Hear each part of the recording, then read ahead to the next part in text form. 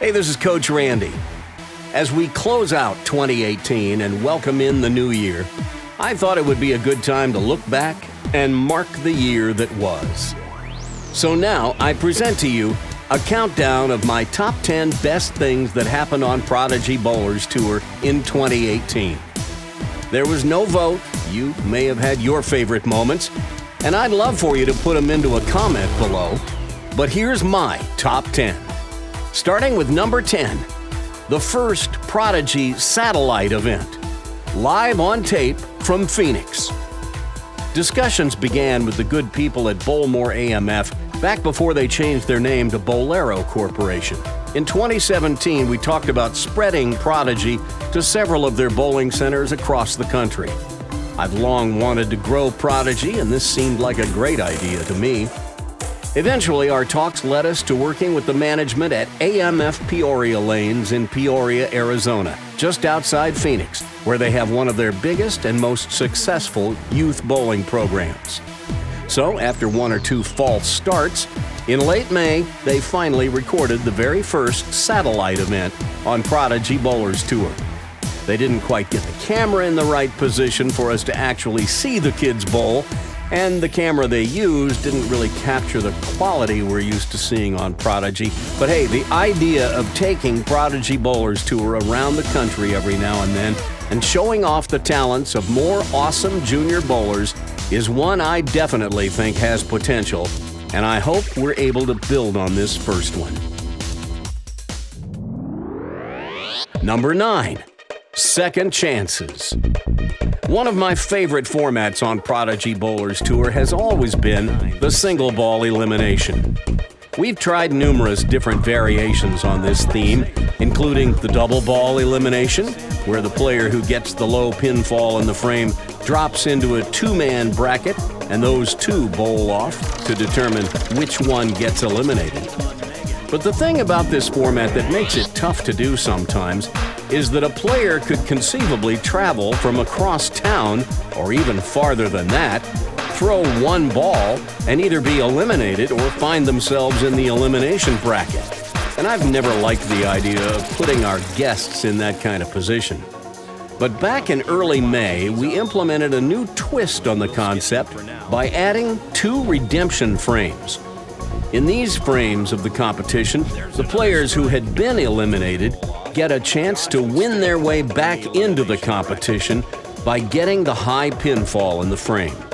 In fact, we did this just recently on the Great American Eliminator on December 8th. And the 2 survivors of the 2 redemption frames, Tristan Davis and Nick Dissinger, ended up meeting in the championship match. So it just goes to prove that everybody deserves a second chance. Number 8, a visit from a national champion. The Atlanta area junior bowling community is a pretty tight-knit group of families. Because of organizations like the Georgia Youth Bowlers Tour, GYBT, and other competitions held around the state, all the youth tournament bowlers in the area get to know the others pretty well. So when Annalise O'Brien won the U15 Girls Division at Junior Gold in Dallas in July of 2018, it was the feel-good story of the year for the Atlanta and Georgia youth bowling community. Kids from all over showed up for the Annalise watching party in Cumming, Georgia, the night CBS Sports Network aired her championship match. For months, I had talked about trying to get her on Prodigy so our fans could see what the kids here in Georgia already knew, that we had one very special young lady in our midst. And when Season 3 of Prodigy Bowlers Tour kicked off in August, I was delighted when Annalise and her dad, PBA 50 star Doug O'Brien, showed up for Annalise to bowl. And her opponent in the championship match was her bestie, Allison McGowan, who gave her all she could handle to put the win away. She needs a double and 7 to shut out Allison. If she doesn't strike on either of the first 2 balls, she can lose. No, and she shakes him out. Gotta have this one.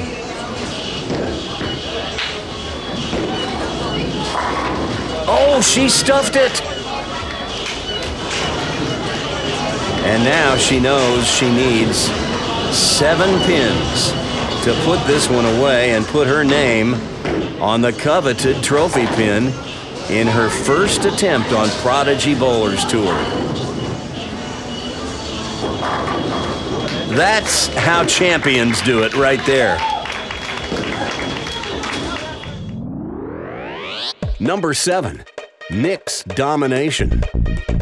As Annalise was winning the girls' division on that first day of the Prodigy Bowlers Tour 2018-19 season, a young man from Woodstock, Georgia, scratched and clawed his way to his first win of the season. We'd seen Nick Dissinger before. He was part of the Woodstock contingent that began coming to visit Prodigy the previous season from AMF Woodstock. Many of them joined our league this year since the youth league over there moved to Tuesday nights, freeing them up to bowl with us on Saturdays. But when Nick captured his second win of the season by defeating Charlie Bostic, we got our first hint that Nick had upped his game this year. He would then go on to win the "We're Off to See the Wizard" episode, taking down Big Logan Mathis. And a couple of weeks later, Nick spoiled the day for one of our visitors from Tennessee when he won the 10-Pin Alley episode. His winning has continued to this day as he captured the final Prodigy event of 2018, the Christmas Surprise. Nick is all but a lock to be our top seed for the season-ending Prodigy Tournament of Champions. But it'll be interesting to see if anyone else can chip away at his dominance in the first few months of the new year. And look at this! He gets it!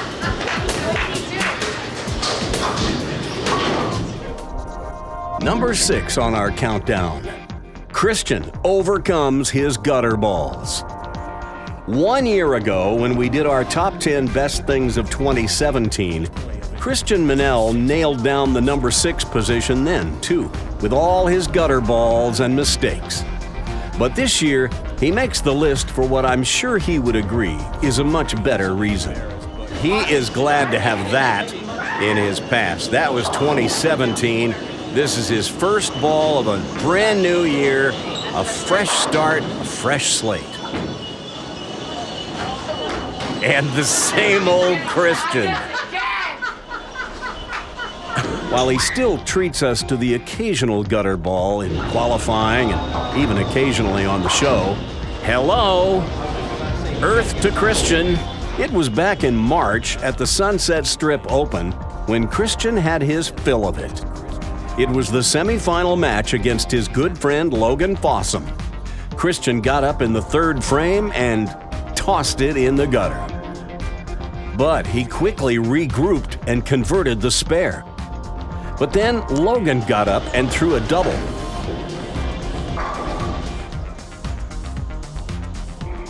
So Christian knew he had to perform. But when he got up to bowl in the 4th frame, he, well, tossed another one in the moat. This time, he was really steamed and smacked the wall by lane 40 so hard we could hear it halfway down the bowling center. But incredibly, he recovered again and made the spare. Then, on his next shot, he threw a strike. And as he and Logan passed one another on the approach, Logan was cackling. Christian would tell me later that it was this moment when he got extremely determined to win the match. In my commentary, I pointed out how unwise I thought it was to laugh at an opponent during a match when he was facing adversity, that it might only serve to light a fire. I was later criticized by some people for seeming harsh toward Logan, but I never said a word about Logan's sportsmanship and never implied that he wasn't a good guy. I just thought he was inviting the wrath of Christian in the latter half of the match. And sure enough, that's what happened. Christian rallied and won the match going away. Then, in the championship match, Christian would find that Melissa McConnell, the tournament leader, gave him more of a tussle than he expected. Still, the pesky 10-pin proved to be Melissa's undoing, and Christian would go on to win. It was one of his season-leading 7 wins in the 2017-18 season. So, middle of that match against Logan, you go back-to-back frames, throwing it in the gutter. I was furious. You were furious? Oh, you don't know how angry I was. Oh, I have a pretty good idea. We're halfway through the countdown. Before we continue, here are a few things that happened in 2018 that didn't make the top 10 list, but deserve honorable mention. At the end of the GYBT TOC, as I was interviewing Charles Bostic after his heartbreaking defeat at the hands of Peyton Smith, Big Logan Mathis sauntered through the shot, photobombing Charlie. I was waving him off like crazy, trying to communicate to him, "Get out of the shot," as it just seemed completely inappropriate for the moment. Charlie was pretty devastated by the way the match turned out.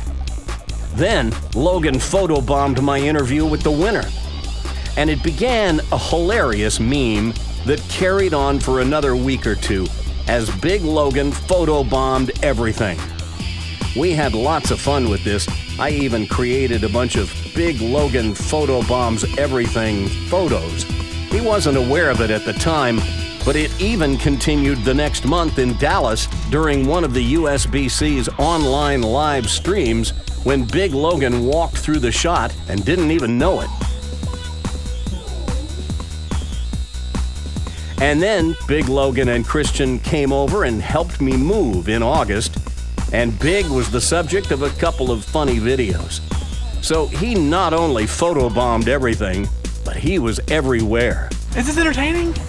Of course, in talking about Big Logan and the best things that happened on Prodigy in 2018, I would be remiss if I didn't at least mention the Cat in the Hat.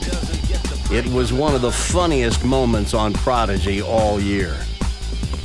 Speaking of Big Logan Mathis and Christian Minell, both of them sat in with me to do play-by-play on a couple of episodes of Prodigy Bowlers Tour this year. I'm joined in the broadcast booth by a guest color commentator. It's Christian. How you doing, Randy? I'm hanging in there. What about you? What happened that last game? I don't know. I guess the lanes transitioned. You're never going to believe this. He's photobombed everything, and now he's microphone bombing the booth. It's Big Logan M in the flesh. Hi, everybody. And first up is going to be Rick Holbein. He and Melissa, the 5 seeds today.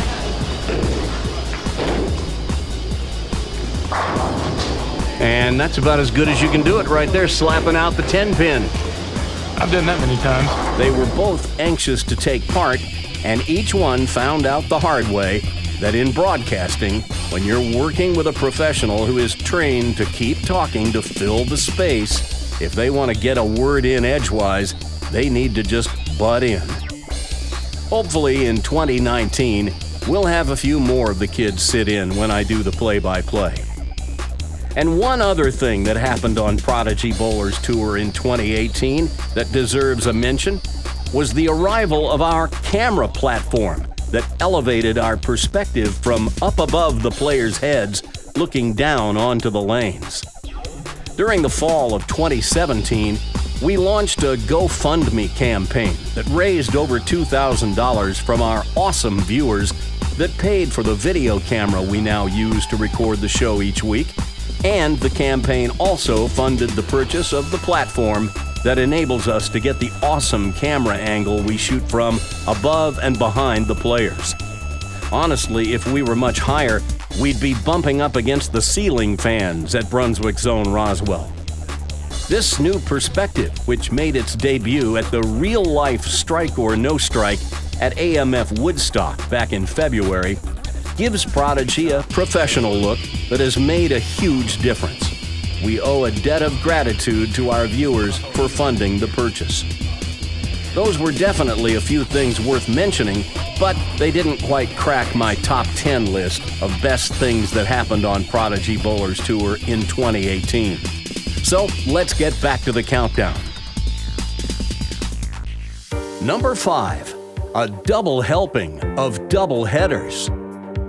Back in April, we took the Prodigy cameras out of the Atlanta area for the first time and traveled to Columbus, Georgia to cover the annual Georgia State Pepsi Tournament. It marked the first time we covered the Pepsi Tournament, and at the same time, it gave us the opportunity to do something we'd never done before: cover 2 stepladder finals. We chose the U15 and U20 boys stepladders since those were the 2 championship rounds that had more Prodigy regulars in the field. In a very tense day of bowling, where the lanes were so difficult, the scores were, in some cases, embarrassingly low, Brandon Rassiopi had a chance to advance in the first match, but instead left an unmakeable split in the 10th frame. And then Elijah Williams got the better of Logan Fossum. But then he ran into the same kind of difficulties that Logan suffered in match 2, and Joshua Collins would advance to the championship match to face Rodney McMillan. Oh, but he made it look easy. Josh would get up in the 10th, needing to fill 16. How about it? A strike on his first ball in the 10th made the rest easy. Can't do it any better than that. Then in the U20 boys, a familiar cast of characters, as C.J. Sanders took on reigning Georgia State Youth Bowler of the Year, Dawson Stewart, in the first match. And Dawson would advance. In match 2, Brunswick's own Roswell's Josh Donahue would sneak past Dawson to face Charles Bostic in what many of us figured would be a clash of the Titans. But 3 straight opens early in the match cost Charlie dearly, and it was Josh who went on to face Peyton Smith in the championship match. And while no one else on the show that day was able to break 200, Peyton Smith came out and made the most difficult oil pattern these kids would face all year look easy as he cruised to a 229 game, capturing the Pepsi Tournament. One time! Then 2 months later, at the GYBT Tournament of Champions, the 2 Pepsi winners, Josh Collins and Peyton Smith, would both go on to win again. This time in the U15 division, Josh Collins would climb the stepladder, defeating Jake Holbein, Brandon Rassiopi, last year's winner C.J. Patron, and #1 seed Logan Fossum. In the U20 boys division, Josh Donahue won the opening match over Jonathan Levitt before bowing to Charlie Bostic in match 2, Charlie getting a little revenge on Josh for having bounced him in the stepladder at the Pepsi. Charlie would then defeat his best friend Terrell Ingalls before facing defending champion Peyton Smith. In a match none of us will soon forget, Charlie needed a strike and a spare in the 10th to win, or 9 spare strike to tie and force sudden death. Oh! Whoa! What a time for a stone 8! Well, that definitely sets up the possibility of a tie. Charlie must make this 8-pin and then strike for a tie. Let's watch it again.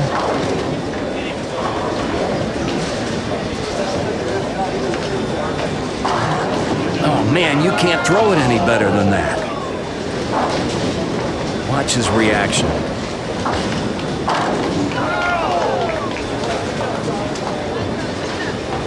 He can't believe it.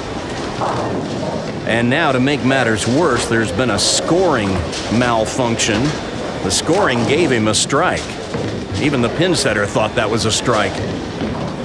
But now he must make this and then strike to tie.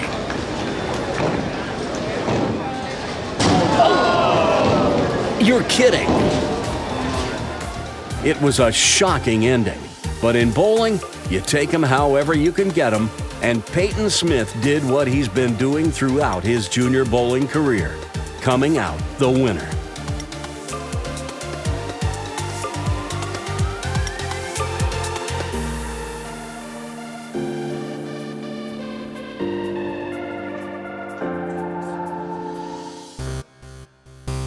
Number 4 on the countdown, the influx of new stars. In the earliest episodes of Prodigy Bowlers Tour 2 years ago, the cast of characters was fairly limited. Our first few episodes consisted of Logan Fossum and Charles Bostic. Little by little, we started expanding to include a bunch of other league bowlers from Brunswick's own Roswell.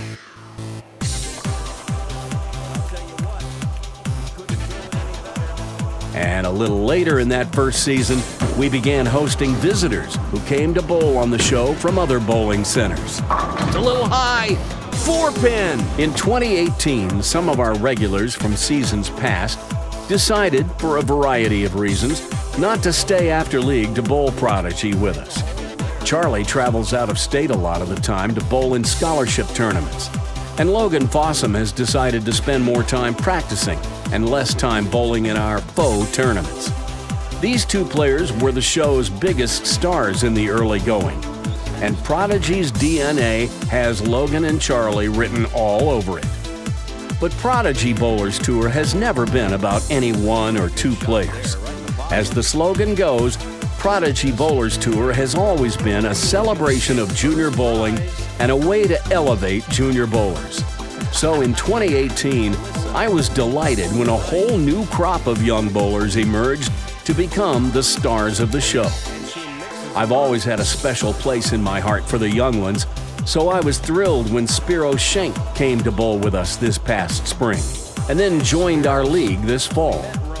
And when I spotted little Rowan Sockner at our youth recruitment day back in the summer and learned that he would be joining our league, I knew Prodigy fans would embrace him.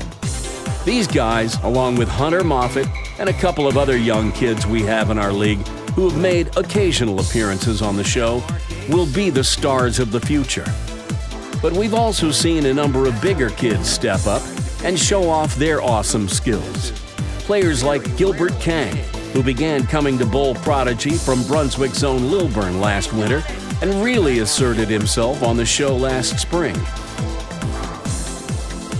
Players like Brandon Caraviti, who's just getting started with his youth bowling career, is an enthusiastic young player who's only going to get better.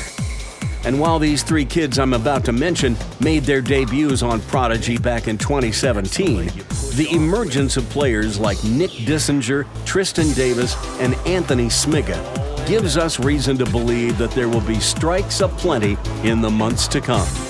Oh, and I would be remiss if I didn't mention one of the brightest lights of all in 2018 on Prodigy. Melissa McConnell caught everyone's eye when she became the first, and so far the only, two-handed girl bowler on the show. She's now off at college and credits her appearances on Prodigy Bowlers Tour for putting her on the radar with her school's coaching staff. She received a scholarship and is now the first ever captain of the women's team at Oklahoma Christian University. Number 3 on our countdown of my 10 best things that happened on Prodigy Bowlers Tour in 2018. 28 first-time winners. In the final episode of the 2017-18 season, I created a scroll in the closing credits listing all the players who bowled on Prodigy Bowlers Tour during last season.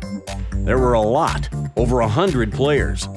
During calendar 2018, we had a total of 28 first-time winners on the show. Some of them, you'd think, might have won sooner. But as so many kids find out when they come to visit, winning on Prodigy Bowlers Tour isn't as easy as it looks. But these 27 kids finally tasted victory at least once during 2018. Some of them won as part of a team in one of our unique team competitions. Some of them won as part of a doubles pairing in one of our doubles events. And some of them won all by themselves in one of our singles events. But however they got there, every one of these kids put their name on the coveted trophy pin. And while we won't have time to show a clip of all 28 of them, all you need to do is search through our videos on YouTube to find their moment in the sun. I, for one, am looking forward to seeing how many first-time winners we have in 2019. What are you thinking right now? Wow. Now, number 2 in our countdown. The first annual Prodigy Bowlers Tour Tournament of Champions.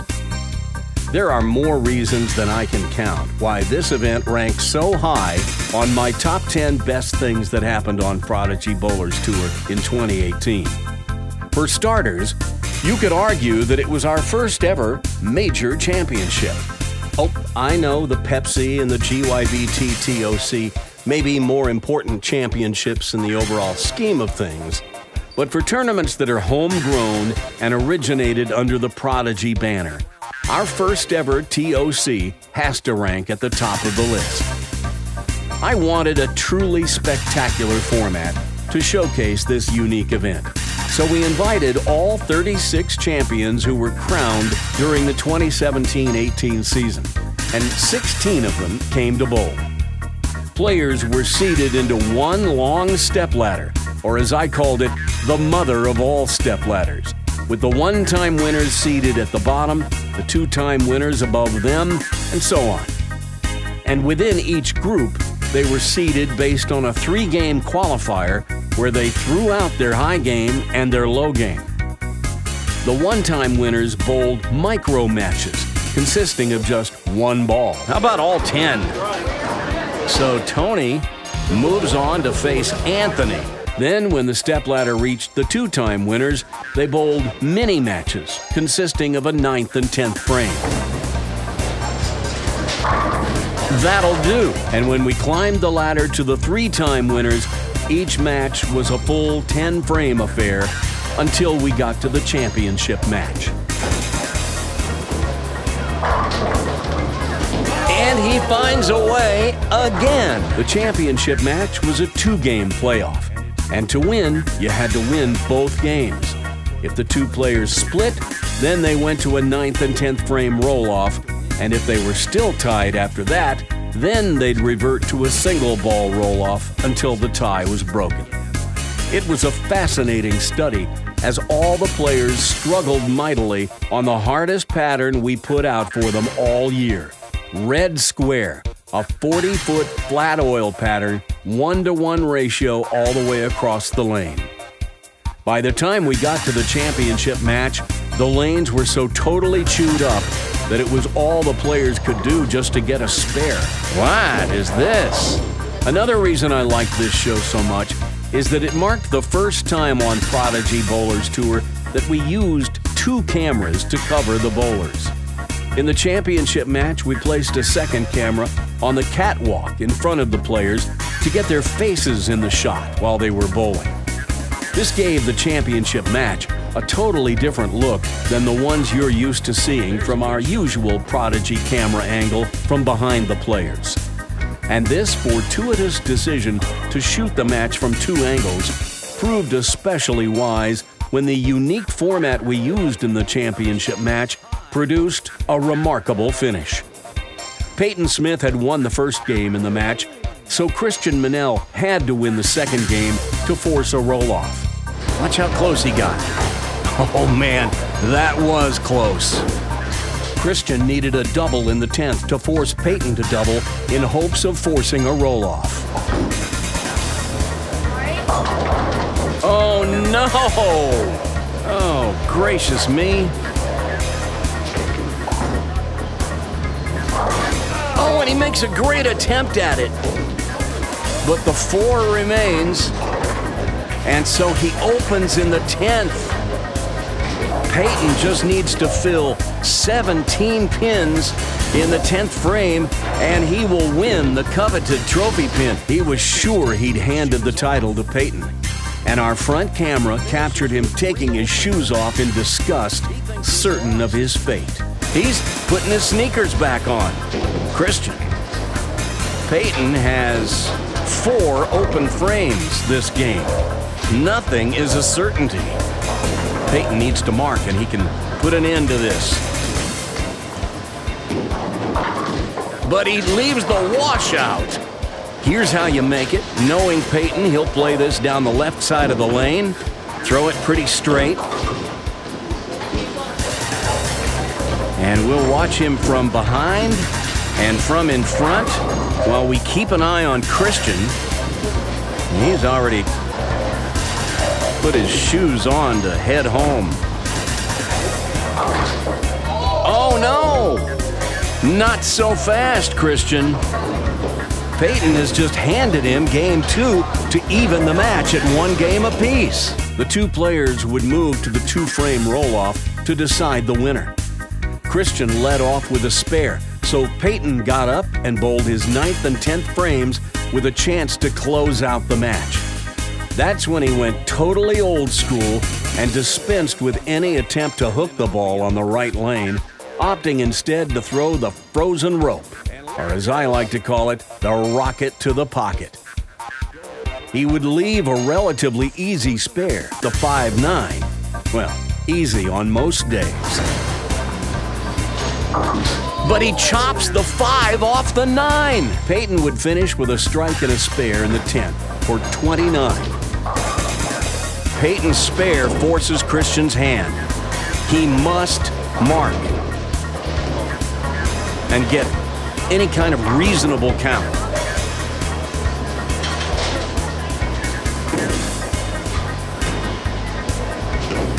A spare will do.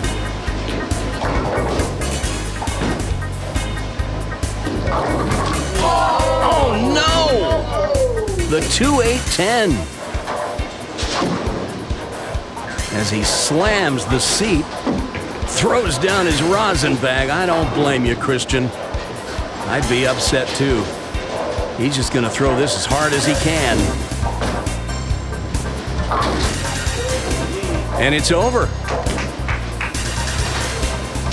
Good match, guys. Peyton Smith has won the coveted trophy pin in heart-stopping fashion. And he gives Christian a hug, and oh man, he needs a hug right now. It was easily the most thrilling and consequential Prodigy event we've staged to date. Another reason this event ranked so high on my top 10 list, for the second year in a row, the winner, in this case Peyton Smith, gave away the coveted trophy pin. Like Charlie Bostic a year earlier, who gave the pin to Hunter Moffett, Peyton did the sporting thing by insisting that the coveted trophy pin go to the player who won the most Prodigy titles in 2017-18, Christian Manel. Who knows? Maybe this will become the tradition. Whoever wins the coveted trophy pin gives it away. I guess we'll find out at the end of this season.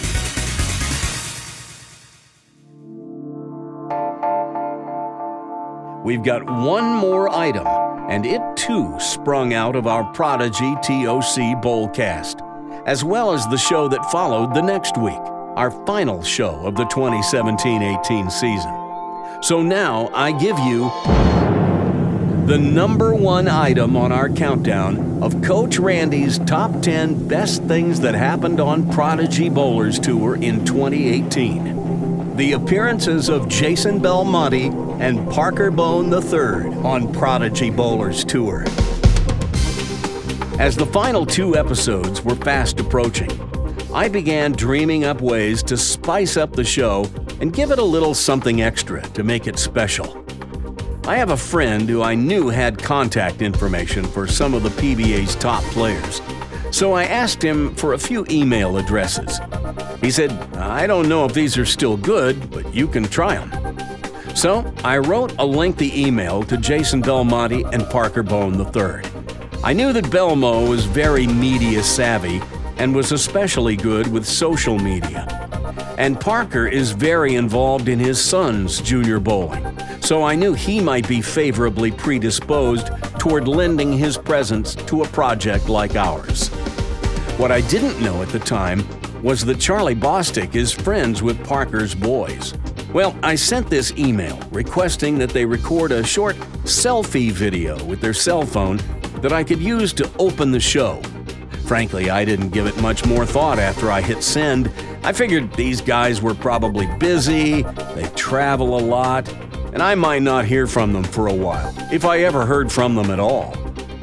But much to my surprise, the very next day, while I was sitting in line at the drive-thru at a fast food restaurant about to order lunch, I checked my email and saw that Belmo had written back. "Hey mate, I'm home with some sick kids, but if you can wait till my wife gets home from work tonight, I'll record a video for you." I was ecstatic. So I immediately phoned Christian. "You're not gonna believe who I just got an email from," I said. Now, Christian knew nothing about my plans, so when I told him about it, he didn't believe a word I was telling him. "You're full of it," he said. Well, I wasn't, and as soon as I got home, I went to type an email to send to Belmo to tell him a little more about the show, and before I could even finish the email, another email hit my inbox. It was from Jason, and there was a link. I clicked it, and there was his video. He didn't even wait for his wife to get home. He recorded it right then and there, and it was perfect. And it was the opening to our Prodigy Bowlers Tour Tournament of Champions Bowlcast. G'day, my name is Jason Belmonte, and this message goes to all the bowlers competing today in the finale, the major championship, all fighting for the coveted trophy pin on the Prodigy Bowlers Tour. I want to wish you all the very best. I hope you guys have a lot of fun. I hope you guys enjoy the experience, and if you're anything like me, I've had a little experience in major championships, and if you're similar to me, you're probably going to be a little nervous today, and that's okay. It's a really good feeling. Embrace it, enjoy it, and give the best performance you possibly can. That's my advice. Good luck, and I'm looking forward to watching the show on the internet as soon as you guys are done. Peace. A few days later, I heard back from Parker, who said he was about to board a plane with his boys heading out to Las Vegas for the Teen Masters tournament. He gave me his cell phone number, so I called immediately. They were literally standing in line at the airport about to get on the plane. So I told him a little bit about what I was looking for, and he said, "Sure, send it to me in an email and I'll record something and send it back." So I did.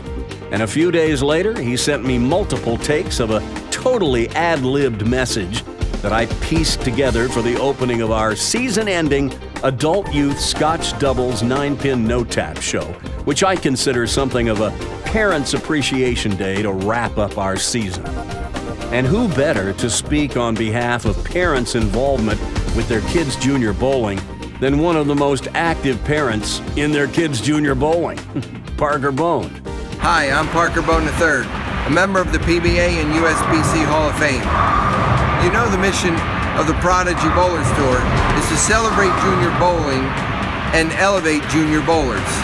I think this is really, really cool.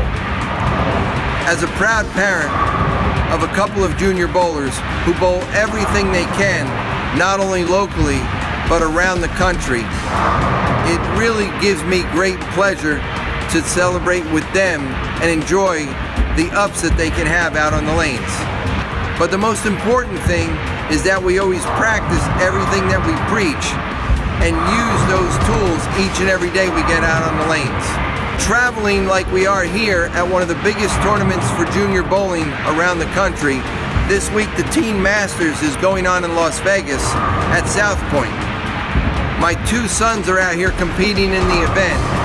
After we get done with this week, we're going to take off and fly onward to go to Dallas, Texas for the biggest event that junior bowling has in the country throughout the entire year, Junior Gold. You will see thousands of boys and girls from all over the United States trying to compete in this very prestigious event. But to make all that happen is the proud parents, mom and dad, and all the coaches and people that are behind these kids and students throughout the given year. Without those moms and dads giving their loving support, really, that is where it all takes place. So for all of you juniors that are out there, do yourselves a favor. Please make sure that you hug and embrace your mom and dad. No matter how many pins you knock over, they love you all the same. Thanks to Coach Randy for holding the Prodigy Bowlers Tour event this week and showing all of the love for the wonderful moms and dads that have supported all of their aspiring junior bowlers in each and every event they go to. Good luck not only this week, but good luck next week in your big event that's coming up, and good luck in all the events that you will bowl throughout the remainder of your bowling career. As a proud parent and someone who stands behind his kids through thick and thin, I personally want to also thank all of those moms and dads for taking their kids everywhere that their car or an airplane will travel. Good luck, everyone. Take care, and we'll see you somewhere on the lane soon. Having these two bowling superstars appear on Prodigy was, in my opinion, the best thing that's ever happened on Prodigy Bowlers Tour. I've long known that there are quite a number of PBA players who are aware of Prodigy and who have watched it. I can't say for sure how many watch it regularly and count themselves as fans, but I know there are not only tour stars that watch the show, but bowling industry bigwigs who are very aware of the show. It's my hope that Prodigy Bowlers Tour lives up to the high standards that such people expect from broadcasts of this kind. As a bowling evangelist, it's my desire to create a show that casts a favorable light on our sport and some of the awesome young people who aspire to be among its future stars. So, there you go. Coach Randy's top 10 best things that happened on Prodigy Bowlers Tour in 2018. I hope you enjoyed the show. Remember, to support the work that goes into assembling Prodigy Bowlers Tour each week, and I spend about 35 to 40 hours a week creating it each week, please consider becoming a Prodigy Patron. There are very affordable levels of commitment and bring benefits to patrons who step up. To learn more, visit patreon.com/Prodigy Bowlers Tour. Thanks so much for watching. We'll see you in the new year.